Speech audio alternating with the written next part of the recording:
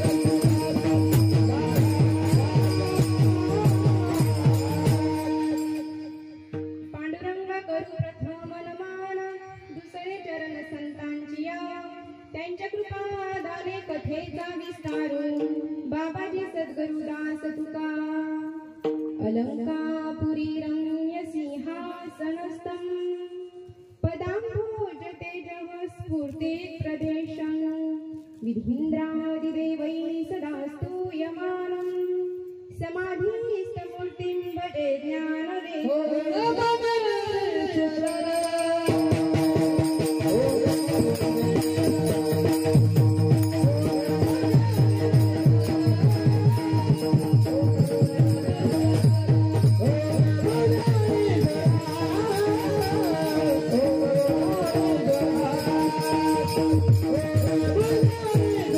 Oh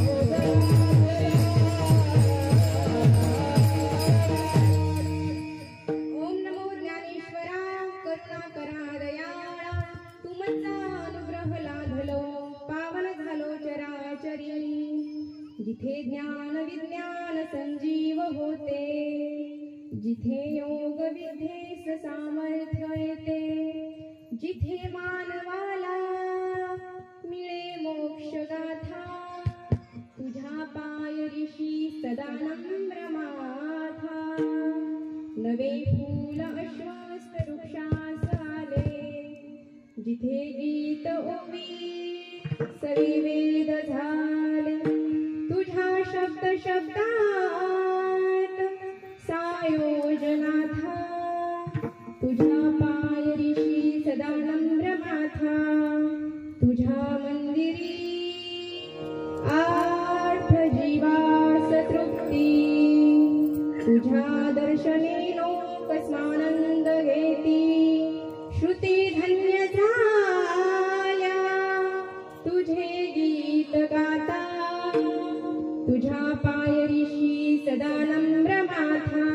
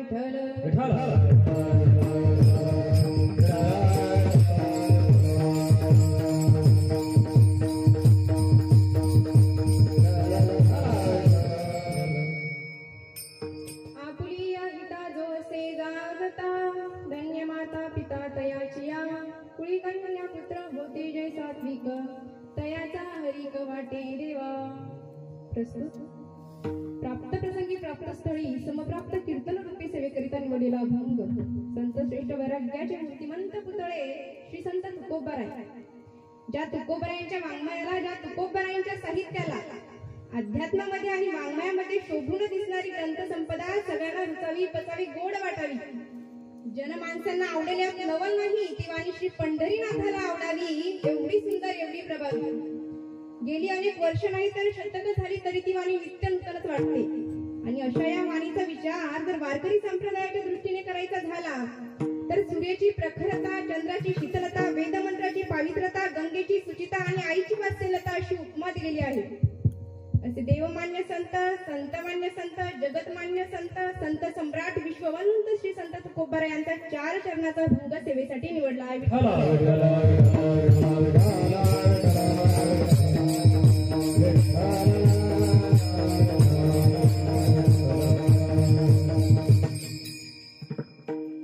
अभंगाकडे वळण्यापूर्वी अल्पसा परिहार द्यायचा तो म्हणजे असा की भगवान पांडुरंग परमात्म्याच्या कृपा आशीर्वादानं, आदिशक्ती आदिमाय मरीमातेच्या कृपा आशीर्वादानं व आमच्या मरीमाता महिला भजनी मंडळ या सर्व माता माऊल्यांच्या प्रयत्नातून चालू असलेला हा अखंड हरिनाम सप्ताह आणि याची 3ऱ्या दिवसाची सेवा माझ्या वाटेला आली, मी माझं अहोभाग्य समजते. ज्यांच्या संपर्कातून ही सेवा माझ्याकडे आली, आदरणीय हरिभक्त पारायण भानदास नाना रक्ताळे यांच्या संपर्कातून ही सेवा माझ्याकडे आली, मी माझं अहोभाग्य समजेल. आणि आजच्या कीर्तनला ज्यांची साथ संगत आहे, आदरणीय गायनाचार्य ज्यांच्यावर साक्षात सरस्वती माता प्रसन्न झालेली आहे, आमच्या आदरणीय नाना शिवाजी नाना रक्ताळे यांच्यासाठी त्या जोरदार टाळ्या वाजवा. त्याचप्रमाणे त्यांच्या साथीला आमचे बंधू अमोलदादा शेळके यांच्यासाठी टाळ्या वाजवा. त्याचप्रमाणे मृदुंगाचार्य, मृदुंग सम्राट, मृदुंग महर्षी, मृदुंग सिंधू, मृदुंग महामेरू या पदव्याही ज्यांना कमी पडतील असे आमचे बंधू श्यामदादा गालट यांच्यासाठी एकदा जोरदार टाळ्या वाजवा. आणि तसेच आमचे काका ज्ञानेश्वर महाराज ठे खंडाळ्यावरनं आले, त्याच्यासाठी त्यात जोरदार टाळ्या वाजवा. बाप लेकीचं नातं आहे आमचं. आमचे लहान बंधू शिवराज महाराज ठे हेही उपस्थित आहे, त्यांच्यासाठी एकदा जोरदार टाळ्या वाजवा.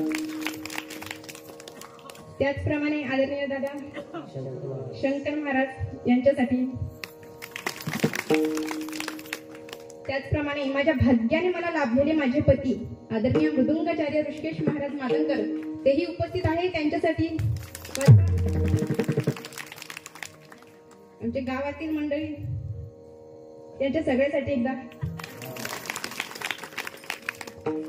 विनयकरी बाबा आणि आजच्या कीर्तनासाठी खास पिंपळवाडीवरून आलेले आमचे विनोद दादा एकदा यांच्यासाठी.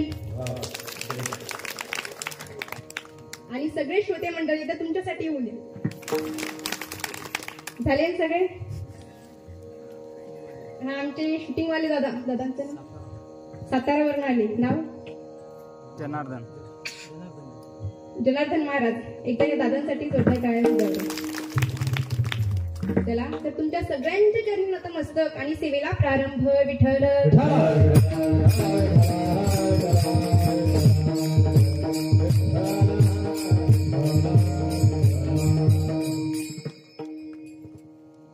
आज आपण सगळेजण इथे एकत्र जमलो तर धर्माच्या कामासाठी सगळ्यांनी एकत्र जमलंच पाहिजे. आणि हो, तुम्ही सगळेजण इथे या. सगळ्यांचे इथे आहे अधिकार. तुम्ही सगळेजण इथे या. तुम्ही तुमची जात, तुमचा पंथ, तुमचा धर्म, तुमची श्रीमंती या सगळ्या गोष्टी बाजूला ठेवून तुम्ही इथे या. आणि सगळ्यांना एकत्र घेऊन येण्याची ताकद जगाच्या पाठीवर कुठल्याच देशात नाही. ती ताकद फक्त वारकरी संप्रदायामध्ये आहे. जगद्गुरु तुकोबारायांचा गोडासा अभंग सेवेसाठी निवडला. आपुली या हिता जो असे जागता, जो स्वतःच्या हिताच्या ठिकाणी जागा आहे, ज्याला स्वतःच हित कळतं, धन्य माता पिता तयाची या. म्हणजे लेकरू चांगलं तर धन्यता माय बापाला प्राप्त होते. लेकरू जर चांगलं निघालं तर धन्यता माय बापाला होते. आणि नवल नाही, त्या लेकराचं कौतुक जगाच्या बापाला सुद्धा वाटते. कुळी कन्या पुत्र होते जय सात्विक, तयाचा हरिक वाटे देवा. बरं मग मूल चांगलं आहे, लेकरू सात्विक आहे, हे कशावरून ठरवायचं? म्हणजे सात्विक मुलगा कोणाला म्हणायचं? जो गाडीवर फिरतो चष्मा लावून, केसांचा कोंबडा पाडून, त्याला सात्विक म्हणता येईल का? सात्विक म्हणायचं कोणाला? तुकोबारायांचं वर्णन आहे. गीता भागवत करीती श्रवण, अखंड चिंतन विठोबाचे. काय सांगितलं तुकोबारायांनी? जी मुलं, जी लेकर गीता भागवताचं श्रवण करतात, पांडुरंग परमात्म्याचं चिंतन करतात, ती लेकरं चांगली. आणि शेवटी तुकोबाराय सांगतात अशा लेकरांची सेवा कोणत्या? जे गीता भागवताचं श्रवण करतात, पांडुरंग परमात्म्याचं चिंतन करतात, अशा लेकरांची सेवा माझ्या हातून घडली पाहिजे, माझ्या जीवनात प्राप्त झाली पाहिजे. तुका म्हणे मज घडो त्यांची सेवा, तरी माझ्या दैवा पार नाही विठ्ठल.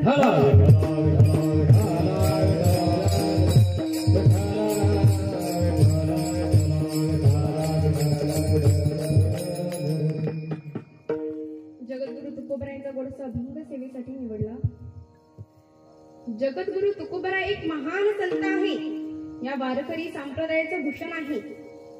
जो संप्रदाय आपल्या सगळ्यांना मान्य आहे, ज्या संप्रदायाच्या विश्वासाखाली आपण सगळेजण आनंदाने जगतो, ज्या संप्रदायामध्ये आपण सेवा करतो, हा संप्रदाय फार सुंदर आहे. आणि या संप्रदायाला सुंदर बनवण्यासाठी बऱ्याचशा संतांचं या ठिकाणी खूप मोठं योगदान आहे. त्यामध्ये नामदेव राया आले, एकनाथ राया, तुकोबाराय, सगळी साधू मंडळी आली.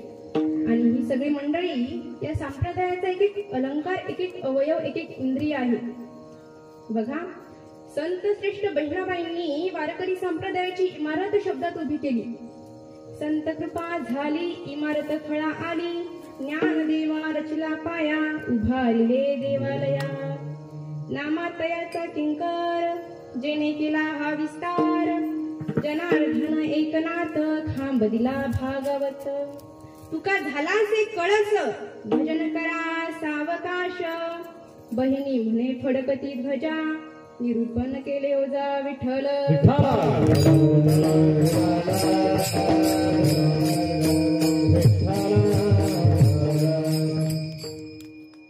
संत श्रेष्ठ बहिणाबाईंनी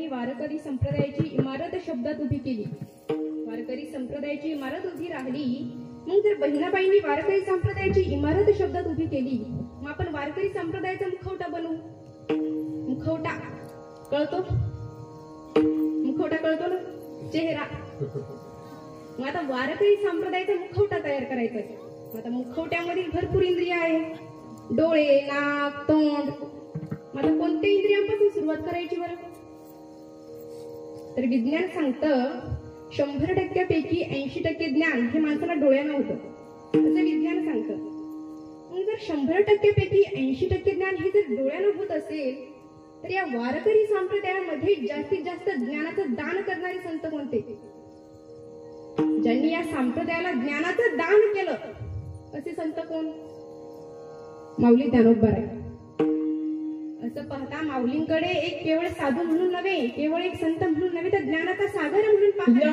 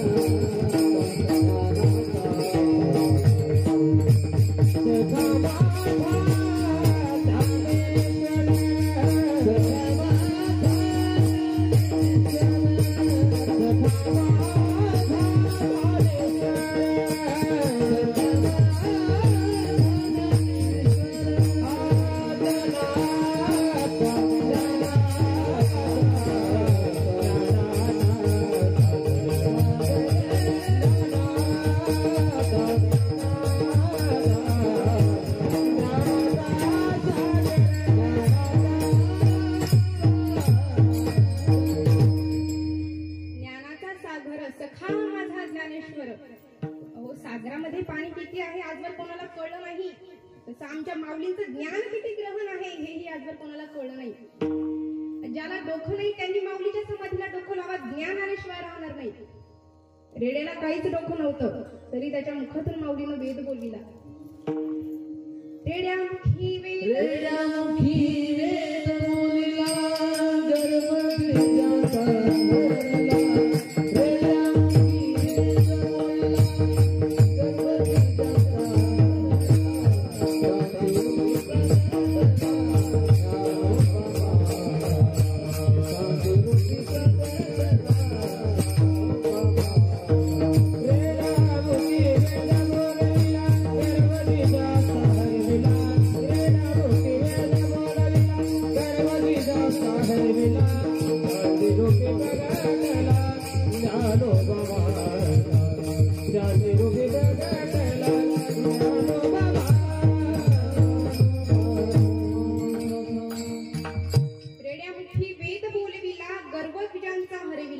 शांतिबिंब प्रगटला ज्ञानोबा माझा.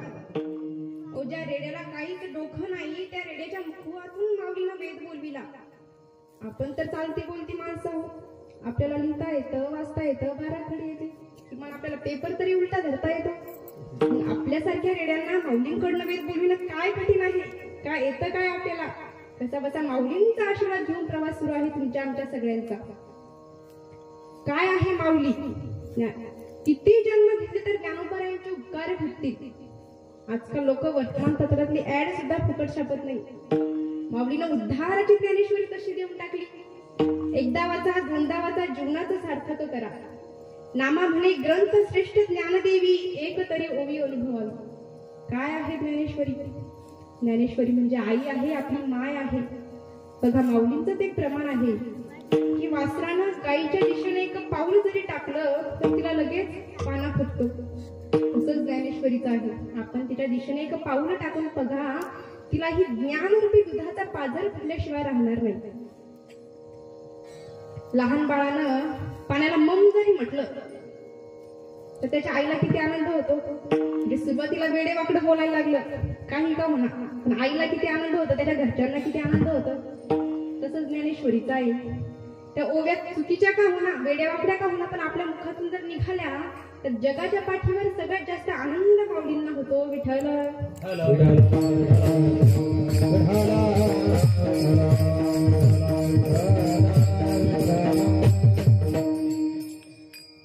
माऊलींवर प्रेम करायला शिका, साधू संतांवर प्रेम करायला शिका. प्रेम केलं भिंतीनं माऊलींवरती तर आज दगडाच्या भिंतीचं मंदिर आहे. प्रेम केलं रेड्यानं माऊलींवरती तर आज रेड्याचं मंदिर आहे. प्रेम केलं खांबानं माऊलींवरती तर आज खांबाचं मंदिर आहे.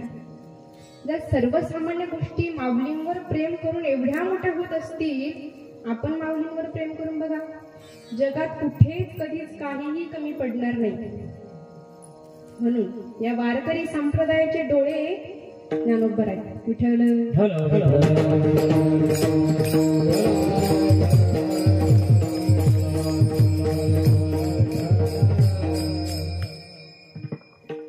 वारकरी संप्रदायाचे डोळे शोधला आपण. आता वारकरी संप्रदायाचं तोंड. मग आता वारकरी संप्रदायाचं तोंड कोण आहे बरं? कोण आहे? वारकरी संप्रदायाचं तोंड नामदेव राया आहे. आता तुम्ही म्हणाल कसं, मी एवढ्या सरळ सोप्या भाषेत सांगावं, तुम्ही ऐकावं असं कसं? काहीतरी पटवून सांगावं लागेल ना. वारकरी संप्रदायाचं तोंड नामदेव राया, मग ते कसं? मग आता सांगा, तोंडाचं काम काय आहे? आपण तोंडाने बोलतो, चर्चा करतो, प्रसिद्धी करतो, जाहिरात करतो, हे तोंडाचं काम आहे. मग या वारकरी संप्रदायाची चर्चा, या वारकरी संप्रदायाची जाहिरात आणि या वारकरी संप्रदायाची प्रसिद्धी करण्याचं काम कोणी केलं?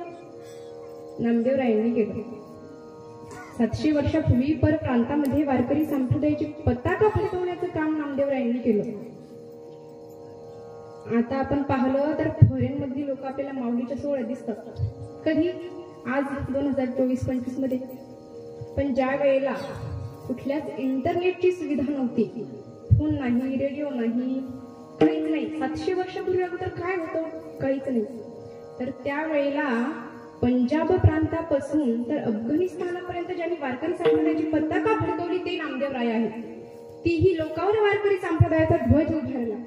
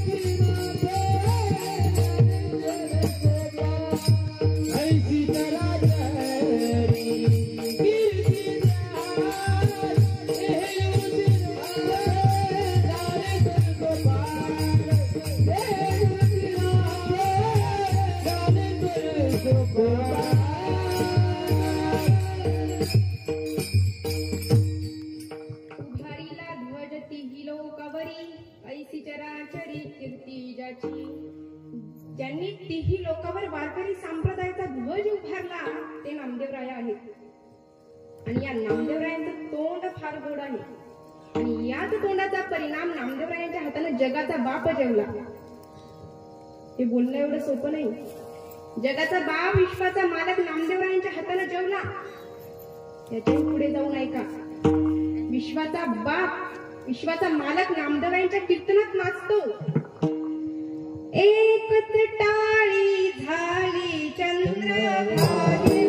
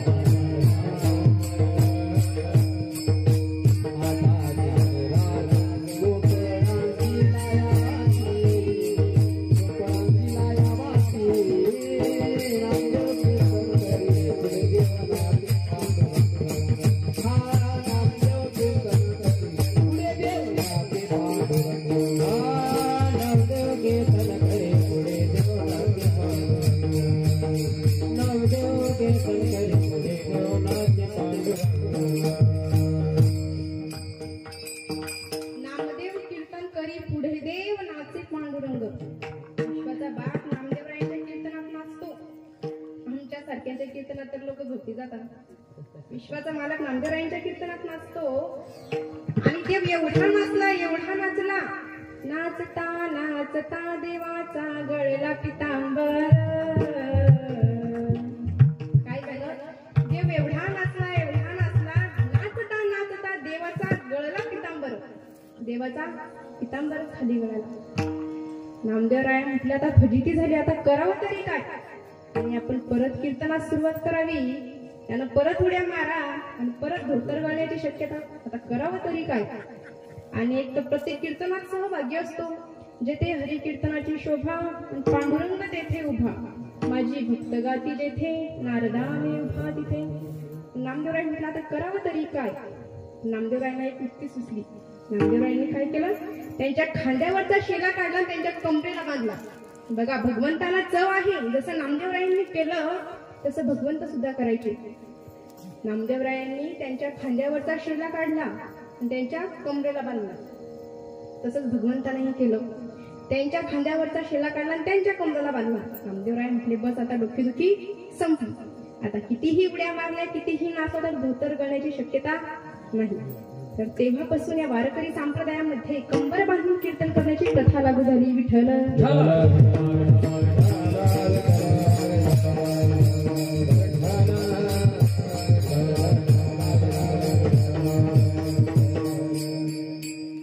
वारकरी संप्रदायाचं तोंड कोण? नामदेवराय. कळलं आता? आता डोळे झाले, तोंड झालं. आता डोळे आणि तोंड त्यांच्यामध्ये काय? नाक. आता नाक. या वारकरी संप्रदायाचं नाक. तर नाकाची व्याख्या काय आहे? निरपेक्षता ही नाकाची व्याख्या आहे. म्हणजे त्याची जीवन परमार्थाची मुख्य पीक निरपेक्षता त्याची नासी एक. वारकरी संप्रदायाचं नाक म्हणजे कडकडीत वैराग्य. आणि वैराग्यापर्यंत आपण जेव्हा पोहोचू तर एकच व्यक्ती आपल्या समोर उभी राहते. कोण? तुकोबराय. ज्यांच्याकडे कडकडीत असं वैराग्य आहे म्हणजे तुकोबराय. बरं, कोणत्या नाकाला किंमत आहे? ज्या नाकाला शेंडा आहे, ज्या नाकाला धार आहे, त्या नाकाला किंमत आहे. म्हणतात ना, कसं नाक असावं? जणू तलवारीच्या धारेसारखं. जणू उभं लिंबूची रवा असं नाक असावं. नाकाला काय पाहिजे? धार. नाकाला धार असावी, धार नसावी. ज्याला कळलं त्याला कळलं. बरं, 4 महिने पावसाळा ठीक आहे, 12 महिने पावसाळा. विठ्ठल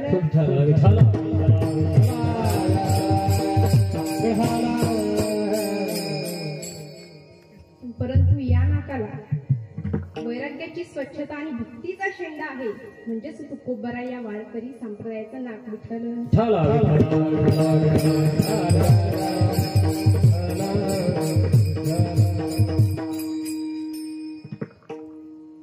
तुकोबरायांनी अभंगामध्ये माणसाला जागा करण्याचं काम केलं. हित कशात आहे ते सांगितलं. आपली या हिता जोसे जागता. बरं, मग हित हित हित म्हणता तुम्ही. मग हित म्हणजे नेमकं तरी काय? हित म्हणजे नेमकं काय? कोण कशात हित मानतं तर कोण कशात हित मानतं. प्रत्येकाच्या हिताचा मार्ग हा वेगवेगळा आहे. मग आता कोणाला असं वाटत असेल मी आमदार झालो, खासदार झालो, त्याच्यात माझं हित आहे. कोणाला असंही वाटत असेल 30 एकर शेती आहे, 25 एकर शेती आहे, गाडी आहे, बंगला आहे, त्याच्यात माझं हित आहे. पण एक गोष्ट सांगू, या संसारामध्ये कोणतीही गोष्ट प्राप्त होणे याला अजिबात हित मानलेलं नाही. मग संसारात हित नाही, धन दौलतीत हित नाही. रावणाकडे किती घरं सोन्याची होती? 7 कोटी घरं सोन्याची होती. आणि कृष्णाकडे अख्खी भारतात सोन्याची होती. पण एकाची जळाली आणि एकाची उडाली. म्हणून संसारात हित नाही, धन दौलतीत हित नाही. मग हित आहे कशात? एका ठिकाणी खूप गोड वर्णन केलेलं आहे. हित दे करावे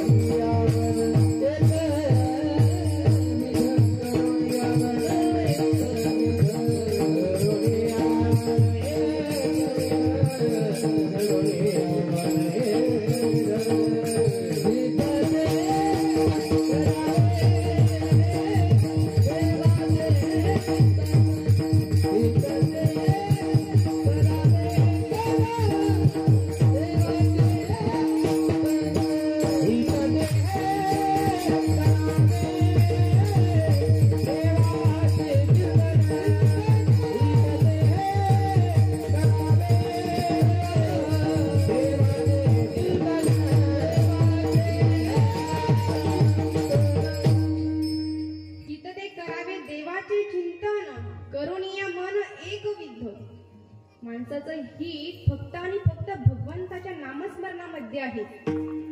हे सोडून बाकी जेवढं तुम्ही हित समजता ते हित नाही. जोपर्यंत तुम्ही संसारातल्या हिताला आपलं हित मानाल तोपर्यंत खऱ्या हिताची ओळख तुम्हाला तुमच्या जीवनात होणार नाही. मग माणसाचं हित कशात आहे? भगवंताच्या चिंतनामध्ये आहे. आणि ते चिंतन करण्यासाठी भगवंताने तुम्हा आम्हाला हा लाखो मोलाचा नरदेह दिला. कशासाठी? माणसं हितासाठी सुखासाठी खूप प्रयत्न करत आहोत. रात्रंदिवस आपण जे कष्ट करत आहोत कशासाठी? सुखासाठीच करत आहोत ना. सर्व सुखाची आशा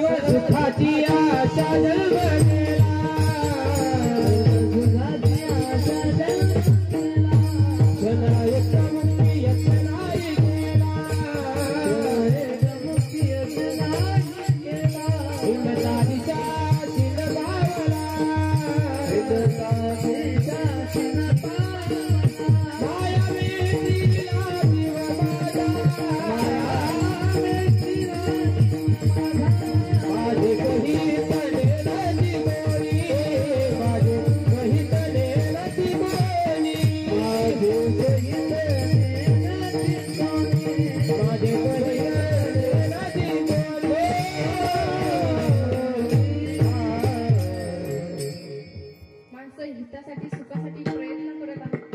पण पुढे सांगू, जी गोष्ट हवीशी आहे, जी गोष्ट हवीशी वाटते ती मिळते का? नाही. आणि जी गोष्ट नकोशी वाटते ती मिळते. जी गोष्ट हवीशी वाटते तिचं नाव आहे सुख, आणि जी गोष्ट नकोशी वाटते तिचं नाव आहे दुःख. जो तो व्यक्ती त्याच्या पद्धतीने सुखासाठी प्रयत्न करत आहोत. रात्रंदिवस आपण जे कष्ट करत आहोत कशासाठी? सुखासाठीच करत आहोत ना. महाराजांचं प्रमाण आहे, सर्व सुखाची आशा जन्म गेला, क्षण एक मुक्ती यज्ञ नाही केला. आणि प्रत्येक व्यक्ती दुःखी आहे. असा घासून गेला व्यक्ती दुःखानं. कबीर बाबा सांगतात, जो देखे सो दुखिया बाबा, सुखिया कोई नाही. आणि दुःखाचं कारण सांगू, फक्त तुमची आणि आमची चाललेली धावपळ आहे, दुसरं काहीच नाही. आणि या धावपळीच्या जगातून सुद्धा वेळ काढून जो आपल्या हिताचा विचार करतो की हा नरदेह कशासाठी आहे, इथे येऊन करायचं काय आहे, असा जो व्यक्ती आहे तो कोबराई त्याच्या आई वडिलांना धन्यता देतात. अभंगाचं पहिलं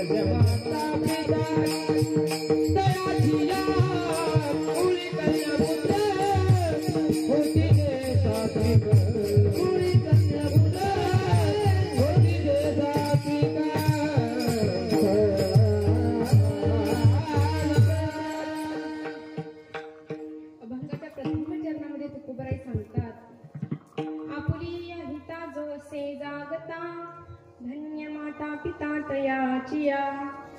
बरं, मग जो माणूस आपल्या हिताविषयी जागा आहे, ज्याला स्वतःचं हित कळतं, तुकोबारायांनी त्याला सोडून मायबापाला का धन्यता दिली?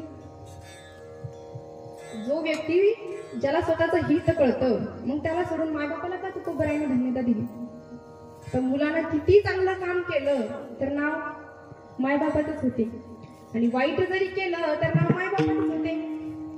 छत्रपती शिवाजी महाराजांनी जीवनात किती जरी चांगली क्रांती केली असेल तर लोक काय म्हणतात, छत्रपती शिवाजी महाराजांच्या आयुष्यातून जिजाऊ आईसाहेब वगळल्या म्हणजे महाराजांचं जीवन काय आहे, शून्य आहे.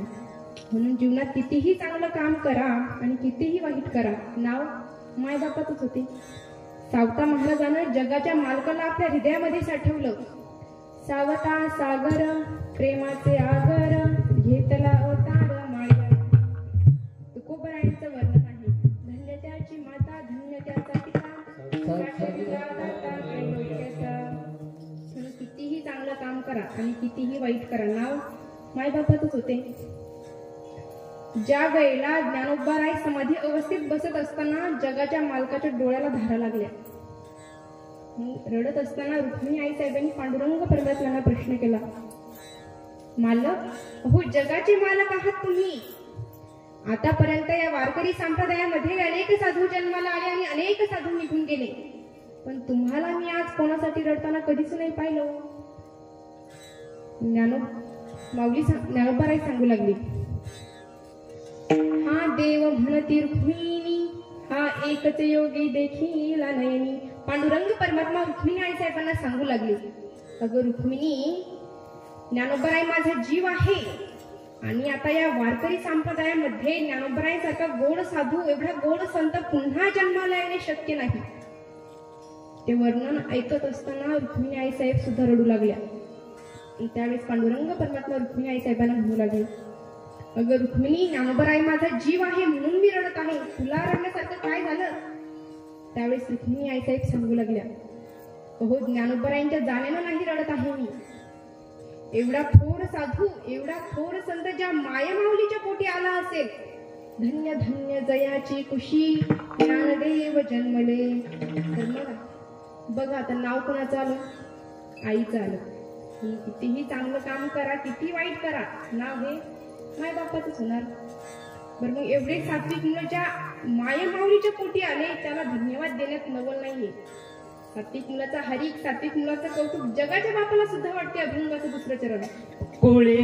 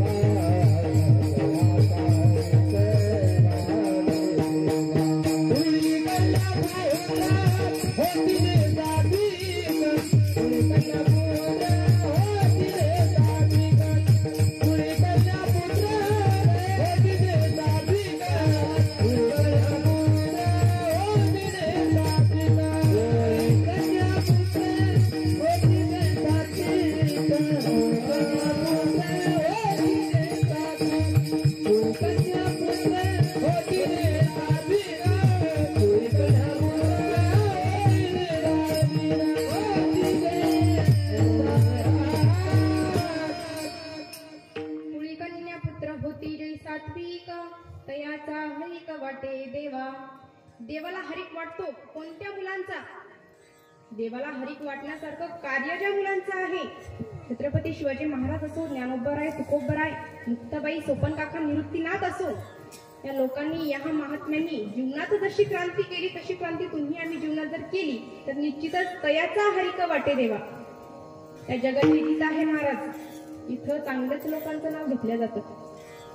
बरं मला आता सांगा, इथं बसलेल्यांपैकी पुरुष मंडळी आता कोणाचं नाव इथं रावण आहे का? कंस, शकुनी मामा आहे कोणी? नाही. इकडे महिला मंडळी आहे कोणी? पुतना नाव बर का? कुणाचं नाव पुतना आहे? शूर्पणखा नाही का? कारण या लोकांनी, या महात्म्यांनी जीवनात एवढी वाईट कार्य केली की त्या लोकांचं नावही कोणी आज ठेवत नाही. का? कारण कार्यच खूप वाईट होतं. बरं मग कोळी कन्यापुत्र होती जे सात्विक म्हणता, मग सात्विक म्हणायचं तरी कुणाला? कुणाचा हरिक देवाला वाटतो? मायबापाची सेवा केली तर त्याचा हरिक मायबापाला वाटेल. या देशाची सेवा केली तर त्याचा अभिमान या देशाला वाटेल. पण देवाला हरिक वाटावं याच्यासाठी काय केलं पाहिजे? अभंगाचं तिसरं चरण. गीता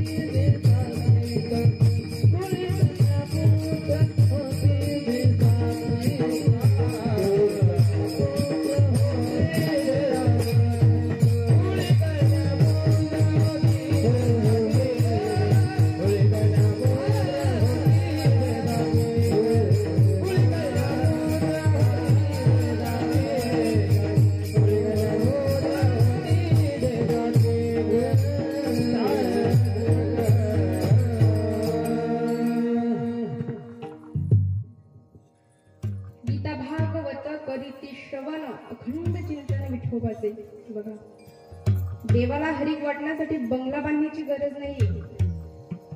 देवाला जर हरिक वाटावं असं तुम्हाला वाटत असेल तर गीता भागवत करीती श्रवण अखंड चिंतन विठोबाचे. जी लेकरं, जी मुलं गीता भागवताचं श्रवण करतात, पांडुरंग परमात्म्याचं चिंतन करतात आणि अखंड देवाचं नामस्मरण करतात, याच लेकरांचा हरिक देवाला वाटतो. आणि असं जर तुम्ही आम्ही केलं तर तुकोबराय सांगतात, जे गीतेचं परिश्रवण करतात, भागवताचं श्रवण करतात आणि अखंड देवाचं नामचिंतन करतात, त्याचं वर्णन करत असताना तुकोबराय सांगतात अभंगाचं शेवटचं चरण.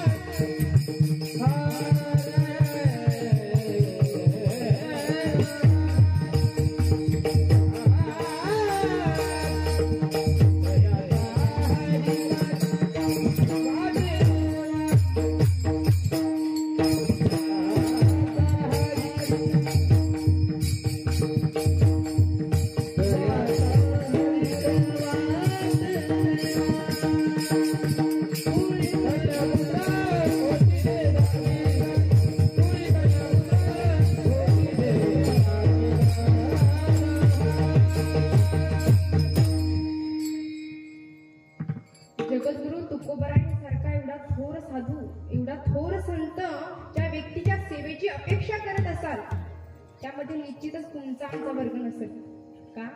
कारण तुकोबराय सांगतात अशाच लोकांची सेवा माझ्या जीवनात प्राप्त झाली पाहिजे की जे अखंड भगवंताचं नामचिंतन करतात, गीतेचं भागवताचं श्रवण करतात, अशाच लोकांची सेवा माझ्या हातून घडली पाहिजे असं तुकोबराय सांगतात. आणि तसं जर आम्ही केलं, आम्ही केलं तर तुकोबराय सांगतात तुका म्हणे मज घडो त्यांची सेवा तरी माझ्या दैवा पार नाही.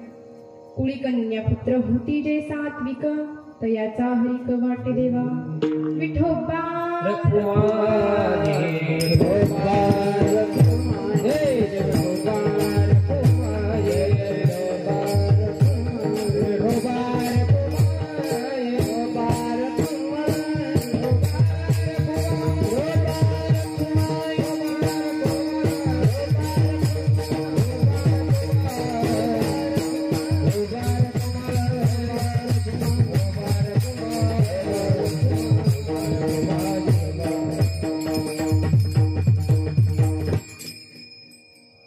या अभंगामध्ये तुकोबरायांनी हित कशात आहे ते सांगितलं, एखाद्या ठिकाणी जाग केलं. बघा संत महात्मे आपली जागृती व्हावी, आपण जाग व्हावं याकरता काही मोलाच्या गोष्टी सांगतात की तुम्ही जागे व्हा, आयुष्य निघून चाललंय आणि वेळ कमी आहे. म्हणत असाल तुम्ही पुढे करू पण प्रत्येक पुढे करण्यात अजून पुढे काहीतरी ठरलेलं असतं आणि या ठरलेल्या गोष्टीमध्येच वेळ जातो. मग चांगल्या कामासाठी वेळ कधी काढणार बरं?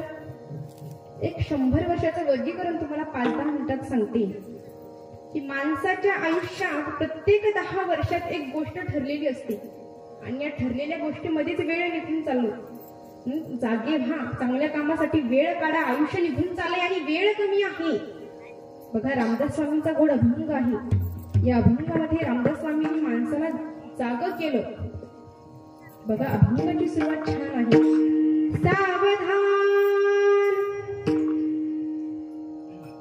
सावधान सावधान वाचे वदा नारायण. रामदास स्वामी सांगतात 10 वर्ष बालपण 20 वर्ष तारुण्य अंगी भरला मदाना मग तो कैसा सावधान सावधान सावधान वाचे वदा नारायण. 30 वर्ष होती दारा पुत्र मागे फिरती. वयाच्या 30 तिथे प्रपंच असतो, मुलं बाळ असतं, बायको असते, लेकरू असते, संसार असतो, प्रपंच असतो. मग या संसारातून परमार्थाकडे जाण्यासाठी वेळ भेटत नाही. म्हणून स्वामींनी सांगितलंय 30 वर्ष होती दारा पुत्र मागे फिरती, प्रपंच लागे पाठी, मग तो कैसा परमार्थी. पुढे 40 वर्ष झाली डोळा 40 आली. वयाच्या 40 मध्ये डोळ्याला चष्मा लागतो. म्हणून या डोळ्याला काय बघायचं ते आत्ताच ठरवा. 40 वर्ष झाली डोळास भुरळ पडली, डोळास भुरळ पडली, कैसी दूर आणि जवळी, सावध सावधान वाचे वदा नारायण. 50 वर्ष होती हलती दातांच्या पंगती. वयाच्या 50 मध्ये दात हलायला लागतात. म्हणून काय खायचं आणि काय नाही खायचं हे आत्ताच ठरवा. हे उशिरा येतात आणि लवकर जातात, यांच्या एवढा धोकेबाज कोणीही नाही. म्हणून काय खायचं काय नाही ते आत्ताच ठरवा. 50 वर्ष होती हलती दातांच्या पंगती, श्याम केस शुभ्र होती.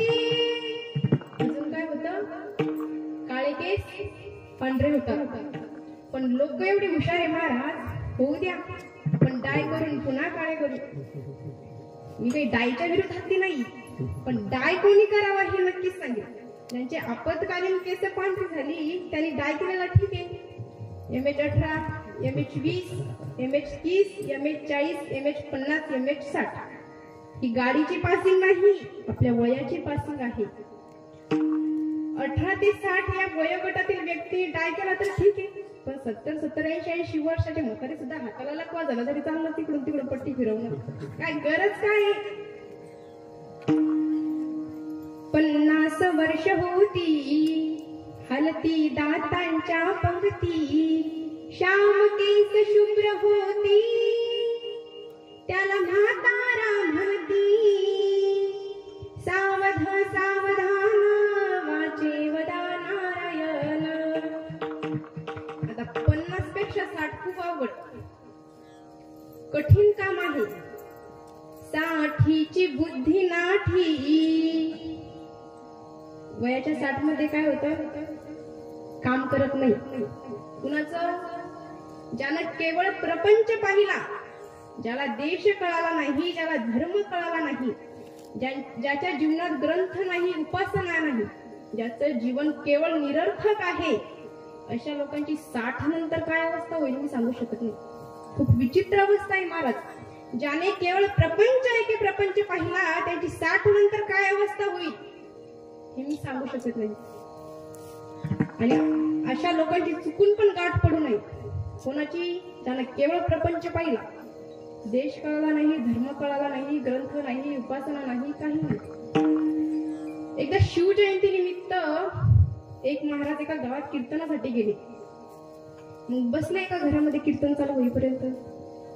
त्या घरामध्ये एक 60 वर्षाचे आजोबा होते. महाराज बसले, ते आले महाराज, बाबा आले तिकडून काठी टेकत टेकत ओरडायला लागले, महाराज आले का तुम्ही? हो बाबा आलो मी. बर बर बर. पायी पायी आले की गाडीनं आले? बाबा आता पायी चालायचा जमाना नाही, मी गाडीनं आलो माझ्या. बर बर. घरीदारी बरं आहे का तुमच्या घरीदारी? महाराज म्हटले, आता तुम्हाला का सोयर पण करायचं होय आमच्याशी? नाही हो, तसं सहज विचारलं मी. बर.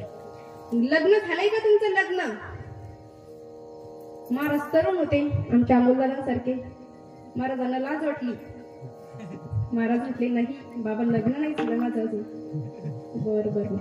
पोरं बाळ किती तुम्हाला? याला म्हणतात 60ची बुद्धी नाठी. अशा लोकांना आम्ही काय द्यावं, त्यांच्याकडून आम्ही काय घ्यावं?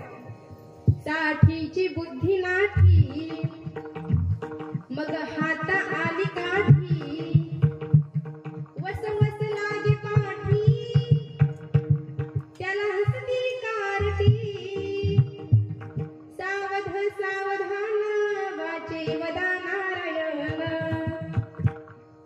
सत्तराची झाली रचना बसल्याने उठवेना उठल्याने चालवेना.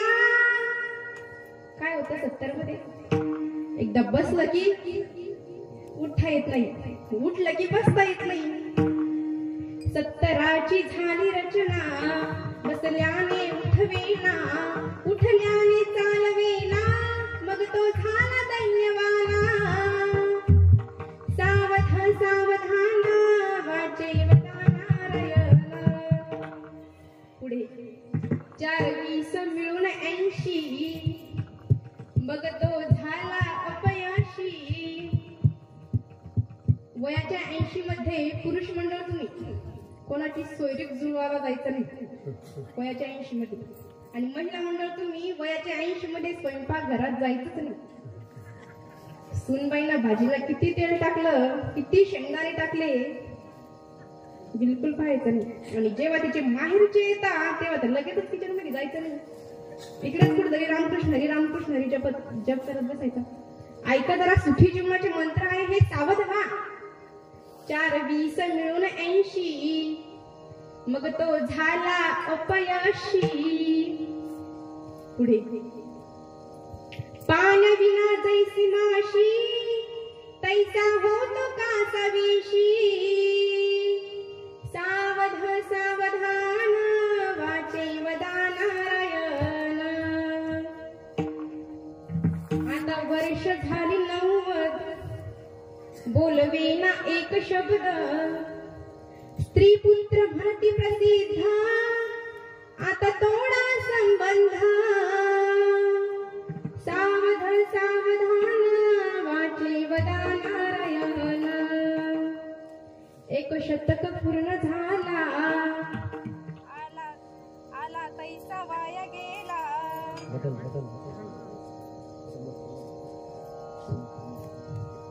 1 शतक पूर्ण झाला आला तैसा वाया गेला. रामदास स्वामी म्हणे योगी सावध झाला. सावध सावधान वाचे नारायण. सावधान.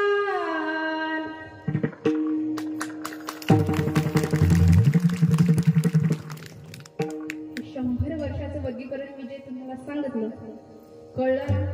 पटतं का? काय मग घ्यायचा का झेंडा हातात? दांडा दाखवल्याशिवाय झेंडा हातात घेत नाही.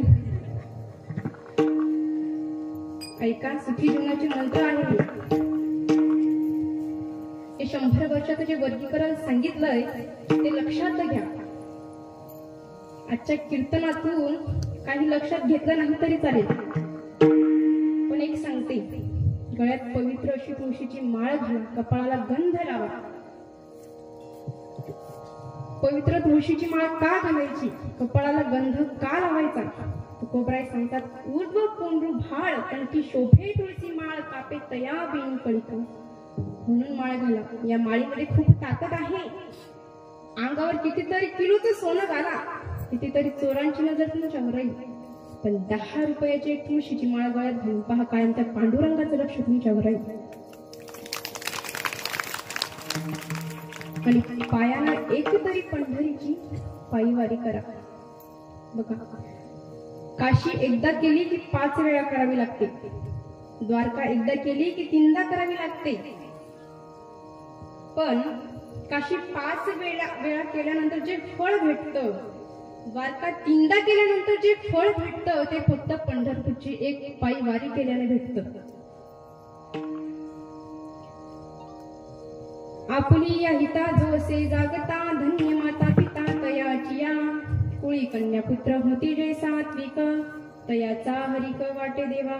गीता भागवत करीती श्रवण अखंड चिंतन विठोबाचे.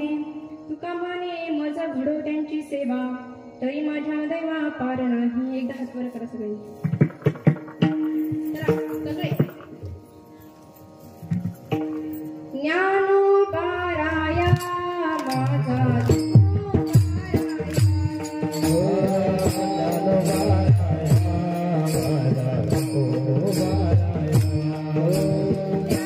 Oh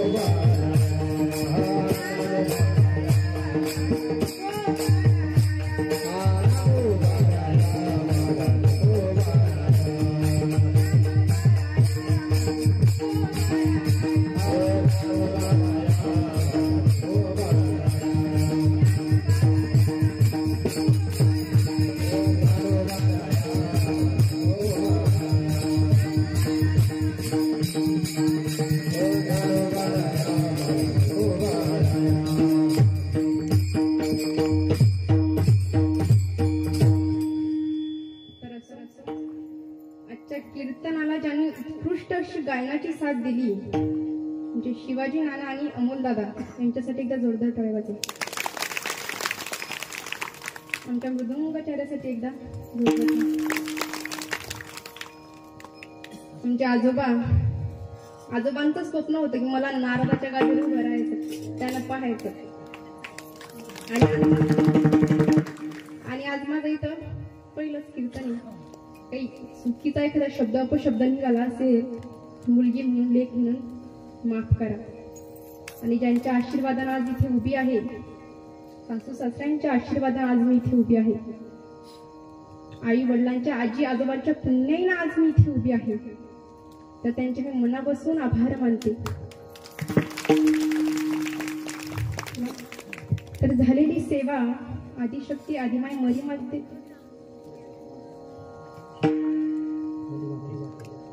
तर झालेली सेवा आदिशक्ती आदिमाय मरी मातेच्या चरणी समर्पित करते आणि सेवेला पूर्णविराम देते.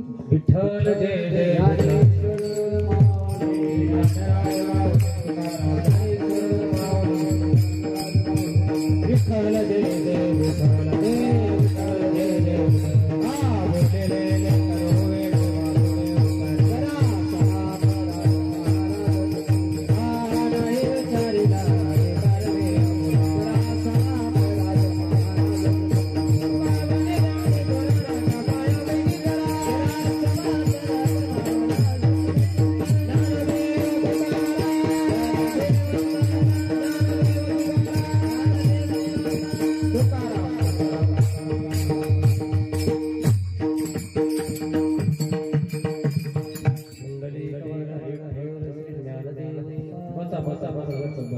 टायमात झालं की 10:30 वाजले.